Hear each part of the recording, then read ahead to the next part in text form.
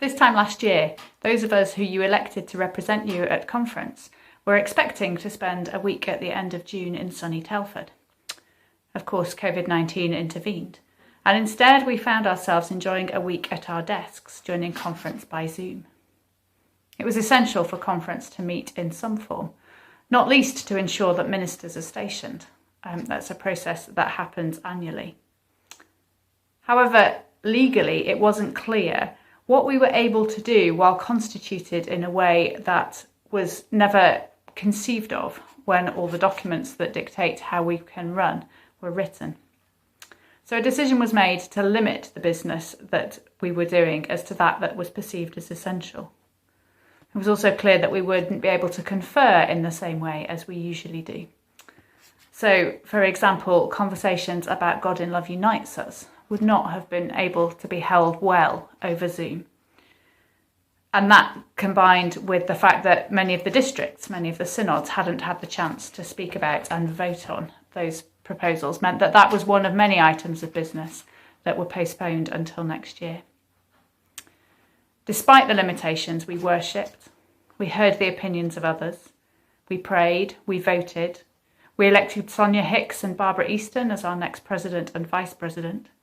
We pole vaulted, you'll have to ask Mark about that one. We laughed, we admired the president's giraffe, the connectional treasurer's curtains and the memorial secretary's shoe collection. And we sought God's will for the Methodist Church. We missed the social side. WhatsApp groups and emails can't replace the opportunity to get to know people from across the connection.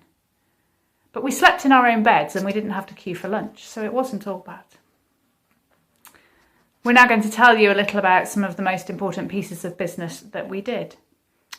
One major report was on the new God for All strategy, but we've got Trey Hall with us this afternoon, so I will leave it to him to tell us all about that one. But in the meantime, I'll hand over to my colleagues to tell you about some of the other things that we discussed and decided on. Equality, diversity and inclusion.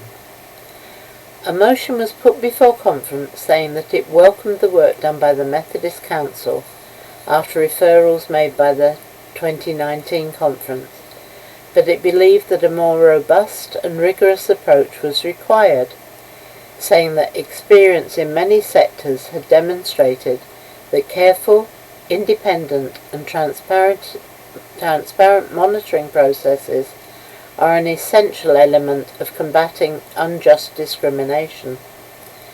This motion was accepted with 2 further resolutions.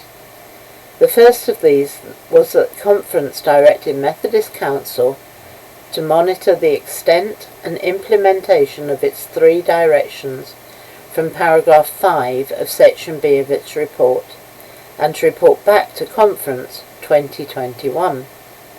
These 3 directions were that all members of the circuit invitation committees should be alerted to EDI issues in stationing and should be alerted to the content of the EDI toolkit.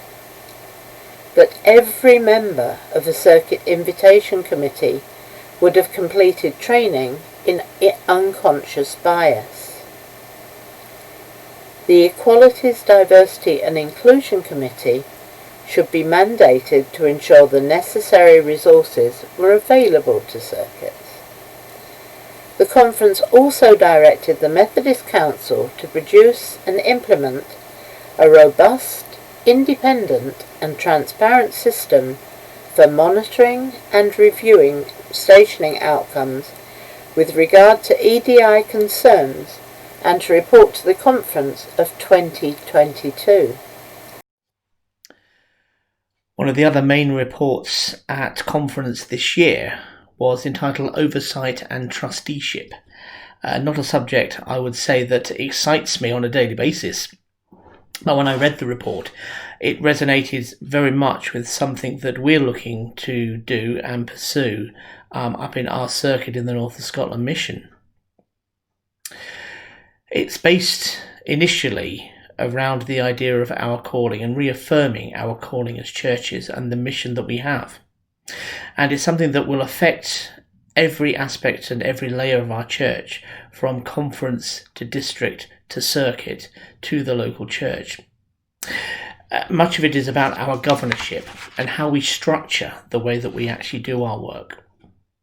There were a number of proposals which were agreed on, and a particular proposal that was going to be brought to the 2021 conference after further discussion is the proposal to raise the minimum size for a local church, together with, I think, examples of being creative in the way that we actually manage and structure our churches and the number of trustees we have. So looking at churches on multiple sites or groups of classes under a united church council, releasing people to not get so tied up with the administration. Not that administration isn't important, but instead of replicating administrative roles, actually to join up churches working together and releasing people into more of their core gifting.